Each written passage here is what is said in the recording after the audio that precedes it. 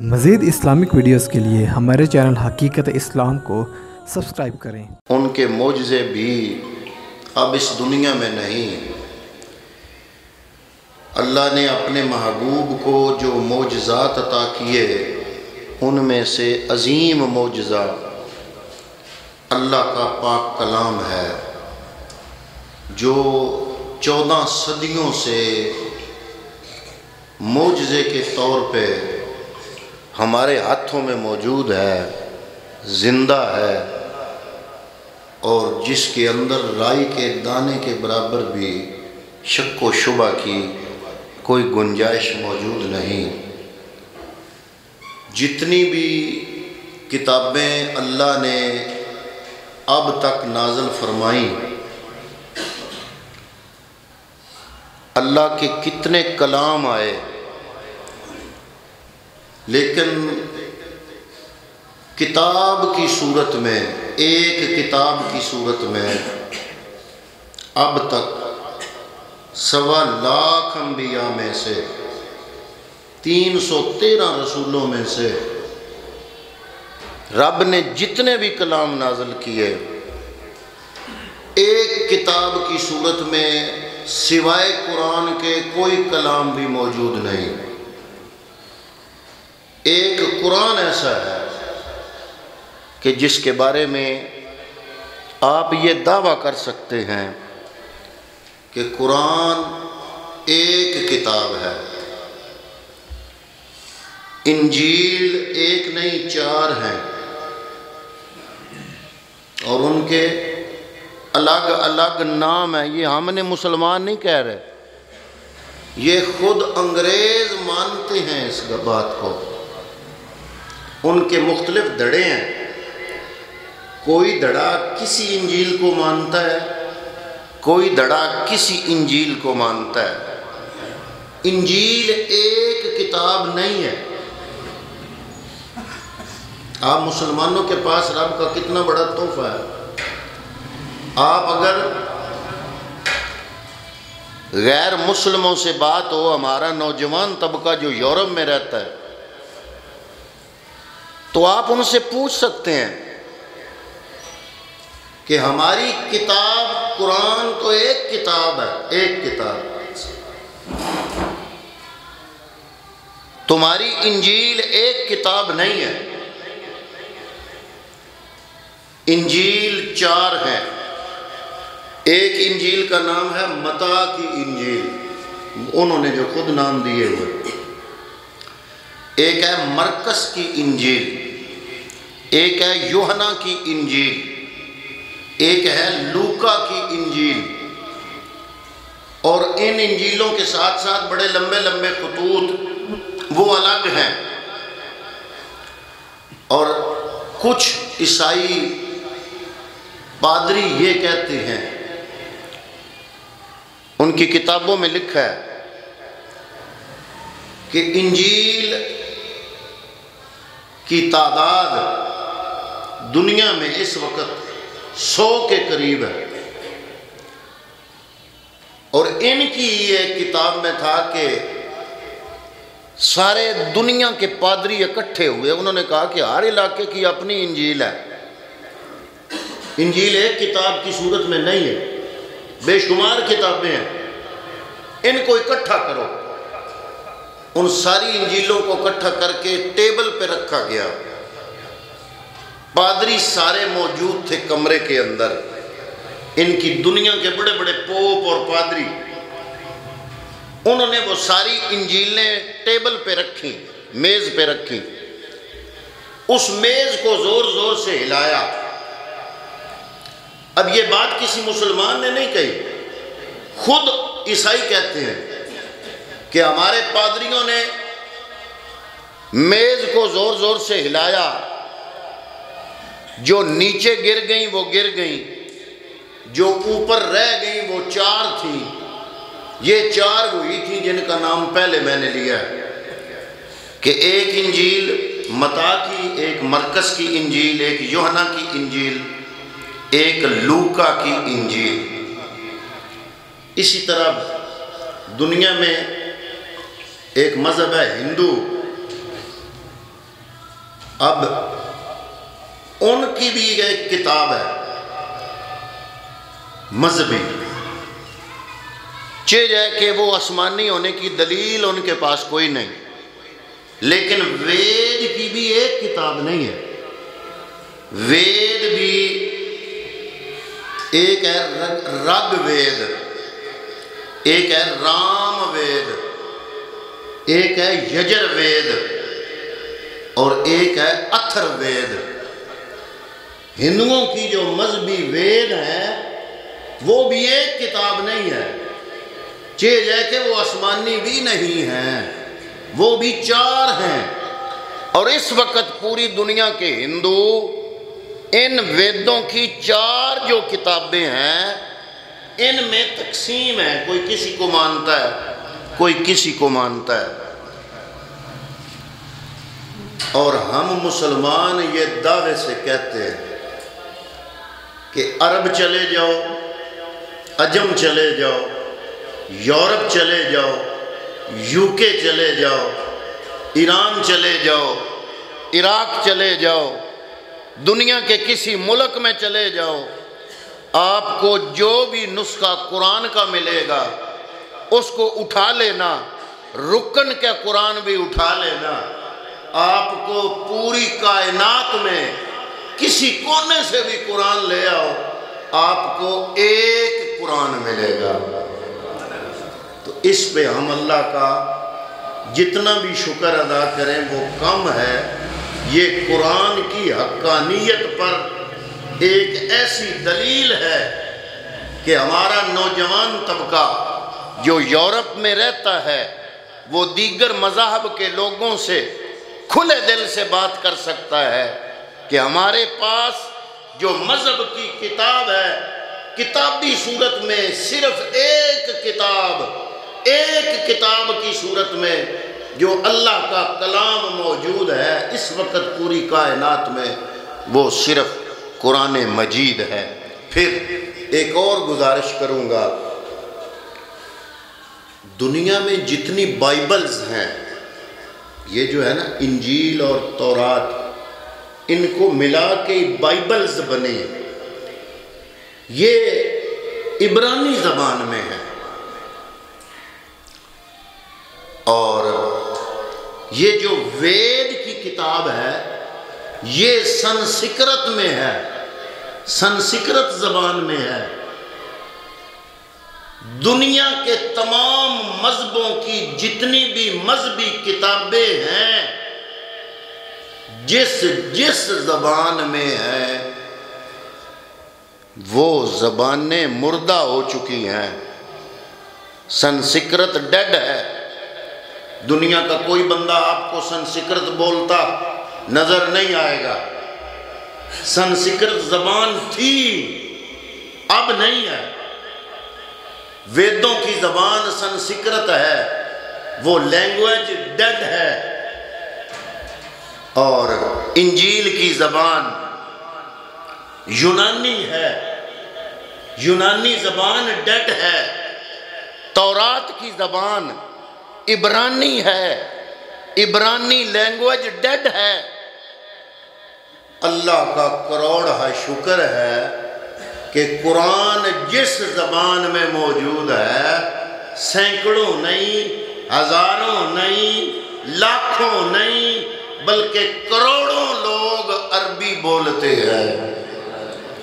وہ زبان ڈیڈ نہیں ہے، وہ زبان اس وقت بھی انگلش کے بعد انٹرنیشنل لیول پر جو زبان بولی جاتی ہے وہ عربی ہے، اور یہ مردہ زبان نہیں ہے، یہ زندہ لوگوں کی زبان ہے۔ پھر میں ایک اور بڑی باریک بات آپ کی خدمت میں عرض کرنے لگا ہوں، آپ میں سمجھدار لوگ پہنچ جائیں گے میری بات کو۔ کوئی بھی دنیا کی زبان ہے نا، وہ وقت کے ساتھ ساتھ لہجے بدلتی ہے۔ مثلا آج سے 100 سال پہلے اردو اور تھی، آج کی اردو اور ہے۔ امام احمد رضا خان بریلوی رحمۃ اللہ تعالیٰ علیہ نے 100 سال پہلے جو قرآن کا اردو میں ترجمہ کیا کنز الایمان کے نام پر، آپ کے گھروں میں موجود ہے وہ بھی اردو، اور پیر محمد کرم شاہ الازہری نے اور علامہ طاہر القادری صاحب نے جو قرآن کا اردو میں ترجمہ کیا ہے وہ بھی اردو، لیکن اعلیٰ حضرت کی اردو میں اور پیر کرم شاہ کی اردو کے مزاج میں فرق ہے۔ کیوں؟ وہ 1 صدی پہلے کی اردو تھی اور پیر کرم شاہ نے 1 صدی بعد کی جو اردو ادب ہے اس میں ترجمہ کیا۔ صرف اردو کی بات نہیں، کوئی بھی دنیا کی لینگویج ہے، انگلش لے لو، فرانسیسی لے لو، پنجابی لے لو، ہندی لے لو، جاپانیز لے لو، دنیا کی کوئی زبان لے لو، صدی پہلے اس کا مزاج اور تھا، بولنے کا لہجہ اور تھا، تلفظ مختلف الفاظ کے اور تھے، صدی کے بعد اس میں تبدیلی آ گئی۔ لیکن آپ نے حیران ہونا ہے، آج سے 14 صدیاں پہلے عربی کی جس لینگویج میں اللہ کی پاک کتاب قرآن نازل ہوئی اور آج کی جو عربی ادب کی کتابیں ہیں وہ دیکھو، اور 14 صدیاں پہلے کی وہ عربی دیکھو، آپ کو 14 صدیوں میں اس عربی اور اس عربی میں کوئی فرق نظر نہیں آئے گا۔ ایک اور بات بڑی باریک جو میں آپ کی خدمت میں عرض کرنے لگا ہوں، یہ میں باتیں جو کر رہا ہوں نا بڑی پختہ باتیں ہیں سادہ، لیکن میں کر اس لیے رہا ہوں کہ ہمارا نوجوان طبقہ جو باہر جاتا ہے ان کے پاس اپنے مذہب کی معلومات ہوں، دوسرے مذاہب کے لوگوں سے بات کرنے کے لیے ان کے پاس دلائل موجود ہوں۔ اگلی بات جو بڑی ہی قابل غور ہے وہ یہ ہے کہ جتنی زبانیں جن میں پرانی کتابیں آئیں، انجیل کو انگریز پڑھتے ہیں لیکن یونانی میں نہیں پڑھتے، انگریزی میں پڑھتے ہیں۔ تورات کو یہودی پڑھتے ہیں لیکن عبرانی میں نہیں پڑھتے، عبرانی یہودیوں کو آتی نہیں۔ میں یہ جو بات کر رہا ہوں میں چیلنج سے کر رہا ہوں، آپ چیلنج کرو کہ دنیا کا ایک یہودی ایسا دکھاؤ جس کو عبرانی آتی ہو، جس کو عبرانی آتی ہو، دنیا کا ایک یہودی جس کو عبرانی آتی ہو۔ تورات عبرانی میں ہے، یہودی تورات پڑھتے ہیں لیکن عبرانی میں نہیں، انگریزی میں پڑھتے ہیں۔ قرآن ایک ایسی کتاب ہے کوئی ٹرپل ایم اے ہے تب بھی، اور کوئی 4 سالہ بچہ مسجد میں جاتا ہے تب بھی 4 سالہ بچے سے لے کے 100 سالہ مسلمان تک جو بندہ بھی قرآن پڑھتا ہے عربی میں پڑھتا ہے۔ کیوں؟ اس لیے اچھا ایک اور بات، آپ جو وہ لوگ انجیل پڑھتے ہیں آپ یہ کہتے ہیں کہ انجیل پڑھی جا رہی ہے کیونکہ انگریزی میں، یونانی میں نہیں۔ تورات پڑھی جا رہی ہے عبرانی میں نہیں، انگریزی میں۔ قرآن اگر آپ اردو میں پڑھو گے تو وہ سٹڈی تو ہوگی، اس کا نام تلاوت نہیں ہوگا۔ اور جب قرآن چاہے آپ کو سمجھ آئے یا نہ آئے، جب آپ عربی میں پڑھو گے تو قرآن عربی میں پڑھو گے تو وہ تلاوت بنے گی، اور اگر اردو یا انگلش میں پڑھو گے تو وہ تفہیم بنے گی۔ تلاوت آج تک کسی کتاب کی نہیں ہو رہی روئے زمین پر۔ اگر کسی کتاب کی تلاوت ہوتی ہے تو وہ قرآن ہے، کیونکہ تورات کی زبان عبرانی ہے ہی کوئی نہ، سمجھتا ہی کوئی نہیں، بولتا ہی کوئی نہیں، پڑھتا ہی کوئی نہیں، یونانی پڑھتا ہی کوئی نہیں، بولتا ہی کوئی نہیں، اس لیے وہ بھی انگلش میں، وہ بھی انگلش میں۔ لیکن قرآن ایک ایسی کتاب ہے کہ آپ انگلش ترجمے بے شک کرو، فرانسیسی میں کرو، جاپانی میں کرو، اردو میں کرو، فارسی میں کرو، انگلش میں کرو، وہ ترجمہ تفہیم تو ہوگا، لیکن اس کے ساتھ ساتھ قرآن کی تلاوت بند نہیں ہوئی، قرآن کی تلاوت مسلسل جاری ہے۔ اور میں ایسے مدارس کو جانتا ہوں، میرا اپنا جو مدرسہ ہے دارالعلوم ضیاء القرآن میں، ایک مہینے کے اندر سینکڑوں قرآن پاک کے ختم وہ بچے کرتے ہیں، سینکڑوں۔ اور ایسے مدارس بھی ہیں کہ جن میں ایک دن میں 4,500 ختم ہو رہے ہیں، اتنی تعداد ہے، اور مہینے کے 1.5-2 لاکھ ختم بنتے ہیں اس مدرسے، ایک مدرسے کے، پھر پوری دنیا کے اندر۔ تو آپ اندازہ لگاؤ کوئی گھنٹہ ایسا نہیں گزرتا جس میں پورے قرآن پاک کا ختم پاک نہیں ہوتا۔ پھر میں ایک بات اور دعوے سے کروں گا، آپ بھی دعوے سے کرو باہر جا کے، دنیا کے اندر تمام عیسائیوں میں چیلنج ہے، ایک عیسائی ایسا دکھا دو جس کو انجیل یاد ہو، ایک یہودی پوری دنیا میں ایسا دکھا دو جس کو ساری تورات یاد ہو، پوری دنیا میں انجیل کسی کو یاد نہیں، تورات کسی کو یاد نہیں۔ قرآن ایک ایسی کتاب ہے کہ 5-5, 6-6 سالہ بچوں کو الحمد کی الف لام سے لے کر والناس کی سین تک پورا قرآن سینوں میں موجود ہے۔ اس لیے اللہ نے اس کتاب کا نام قرآن رکھا۔ قرآن کا معنی کیا ہے؟ بھی اللہ کے کلام تھے نا، کسی کا نام انجیل پڑ گیا، کسی کا نام تورات پڑ گیا، کسی کا نام زبور پڑ گیا۔ اس کتاب کو اللہ نے قرآن کا نام کیوں دیا؟ اس لیے کہ کرا یکراؤ سے یہ نکلا ہے اور فولانن کے وزن پر ہے۔ قرآن وہ کتاب جس کو بار بار پڑھا جائے، اس کا نام ہی ایسا ہے۔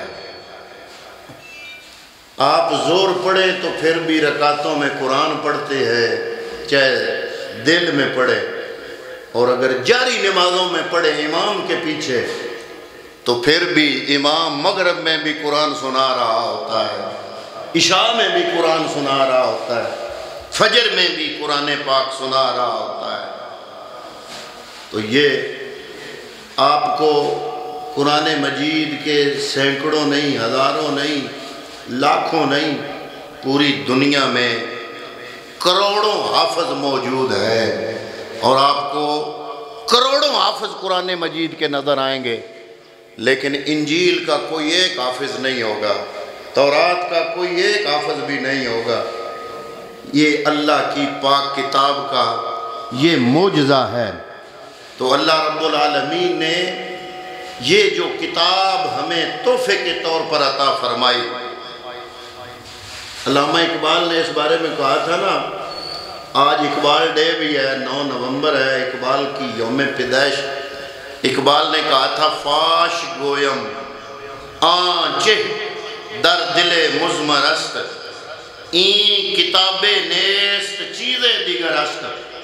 اقبال کہتا ہے میں ایک راز فاش کروں، تمہیں بتاؤں کہ یہ قرآن کوئی ایک کتاب نہیں ہے، چون بجانے در رفت جان دیگر شود۔ جب کوئی اس کتاب کو اپنی جان پہ انڈیلتا ہے تو وہ اس کی جان نہیں رہتی، وہ کوئی اور ہی جہان میں چلی جاتی ہے۔ جان چوں دیگر شد جہانے دیگر شود۔ جب اس قرآن کے مطابق بندہ زندگی بنا لیتا ہے تو اگلا جہان بھی بدل جاتا ہے، بندے کا یہ جہان بھی بدل جاتا ہے۔ تو یہ صرف چند اوراق کا نام قرآن نہیں ہے۔ وہ ایک فرانس کا پارلیمنٹیرین تھا، سیاح آدمی تھا، سیر و سیاحت کا شوقین تھا، سمندری سفر بڑا کرتا تھا۔ سمندر میں اس کی تقریباً آدھی زندگی گزر گئی سیر کرتے ہوئے۔ اس نے اعلان کیا اپنے مسلمان ہونے کا۔ ایک صحافی آیا، مصر کا صحافی تھا، اس نے اس فرانسیسی پارلیمنٹیرین سے پوچھا کہ کس چیز نے تمہیں اسلام کی طرف راغب کیا کہ تمہارے ملک میں اتنا اسلام نہیں، تمہارے خاندان میں نہیں، تمہارا خاندان اور مذہب کا، ماں باپ اور مذہب کے، اور تمہارا ماحول اور معاشرہ اور مذہب کا، ایک تم ہو جس نے مسلمان ہونے کا اعلان کر دیا ہے۔ اس نے کہا کہ میں پڑھنے کا بھی شوقین ہوں، ایک دن مجھے شوق ہوا کہ میں قرآن انگریزی میں قرآن کا جو ترجمہ ہے وہ میں پڑھوں، تو میں سورہ نور کی آیت نمبر 40 کا جب ترجمہ پڑھا تو وہ کہتا ہے کہ وہ آیت طیبہ ہے کہ او کا ظلمات فی بحر لجی یغشاہ موج من فوقہ موج من فوقہ سحاب ظلمات بعضها فوق بعض اذا اخرج یدہ لم یقد یراہا ومن لم یجعل اللہ لہ نورا فما لہ من نور۔ سورہ نور کی آیت نمبر 40۔ اس نے کہا اس کا یہ ترجمہ تھا انگلش میں کہ جب بندہ سمندر میں ڈوبتا ہے تو اس کے اوپر ایک لہر، وہ مزید نیچے جاتا ہے، اس کے اوپر ایک اور لہر آ جاتی ہے، وہ مزید نیچے جاتا ہے، اس کے اوپر ایک اور لہر آ جاتی ہے۔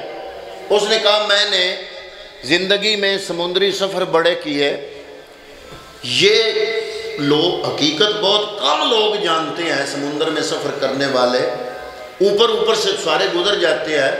میں نے گہری نظر سے دیکھا، آج کی سائنس بھی یہ کہتی ہے کہ جب سورج کی روشنی سمندر کی پہلی لہروں پہ پڑتی ہے نا تو پہلی لہریں سمندر کی سورج کی روشنی کو توڑ دیتی ہیں، جو اس کے نیچے طے ہے نا لہروں کی، وہاں تک سمندر کی روشنی نہیں جاتی، اور اس کے نیچے جو طے ہے نا وہاں ٹوٹل اندھیرا ہوتا ہے۔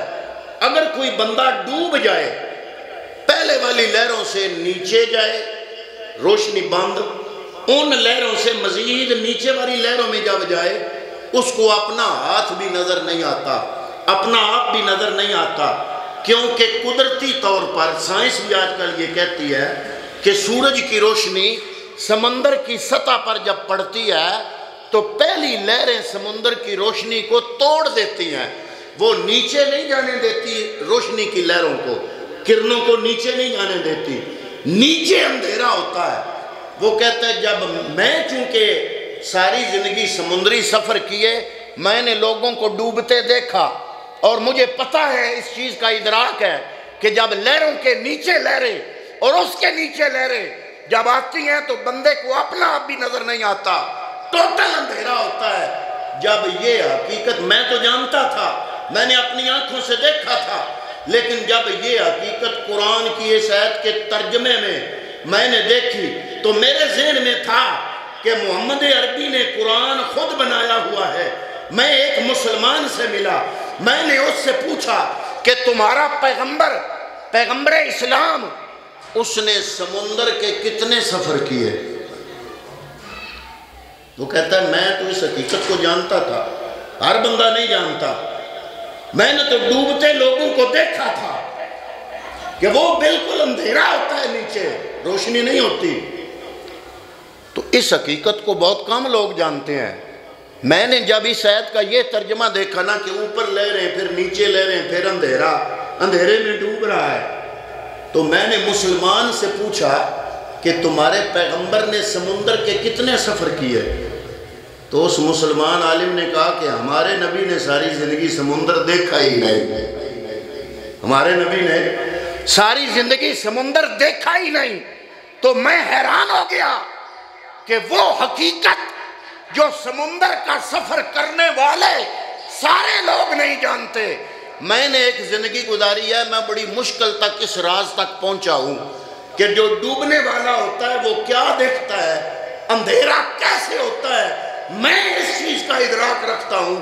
اور اگر وہ محمد جس نے ساری زندگی سمندر دیکھا ہی نہیں وہ یہ حقیقت بیان کر رہا ہے تو یہ قرآن اس کا کلام نہیں، یہ قرآن اس کے سچے خدا کا سچا کلام ہے۔ تو یہ آیت کا ترجمہ دیکھ کے میرے تجربے کے مطابق تھی، میں مسلمان ہو گیا۔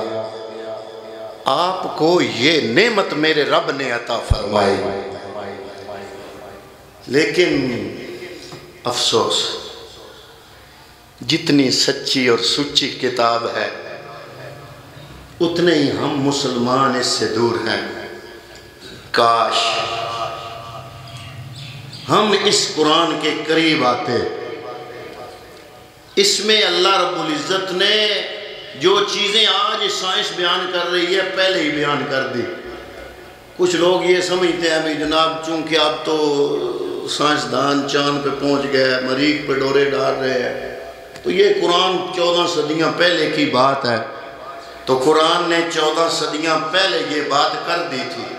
قرآن نے کہا فلا اقسم بالشفق واللیل وما وسق والقمر